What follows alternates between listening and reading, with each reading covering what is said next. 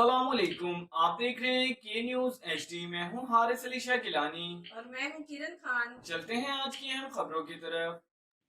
खबरों का सिलसिला आगे बढ़ाते हुए रुक करेंगे रेनाला खुर्द का।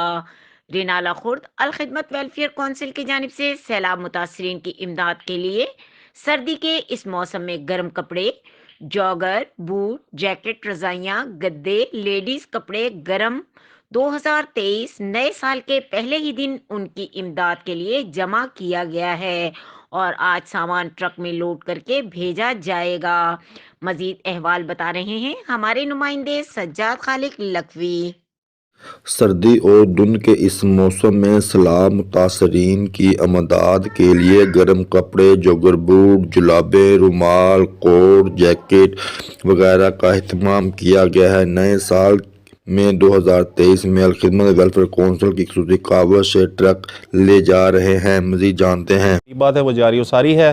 साल 2023 की जो पहली खेप है सैलाब से मुतासर अफराद के लिए, वो हमारी जो है इंशाअल्लाह अज़ीज़ आज रवाना हो रही है। हमने वहाँ के जो मकीन हैं उनके लिए रज़ाइयाँ, गद्दे, तकिए, उनके लिए कंबल और बिस्तरों के अलावा उनके सर्दी के कपड़े, जर्सियाँ, ख़वातीन के, मर्दों के अलग-अलग और बच्चों के अलग, और साथ ही साथ जूतों का भी एहतमाम किया है।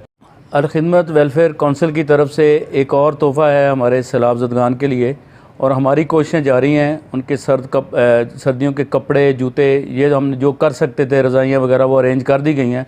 आप लोगों से भी अपील है कि हमारा साथ दें और इसको एक अहम फरीज़ा समझ के अदा करने की कोशिश करें। मज़ीद खबरों और अपडेट्स के लिए हमारे साथ रहिएगा। तब तक के लिए अपना ख्याल रखिएगा। अल्लाह हाफिज़।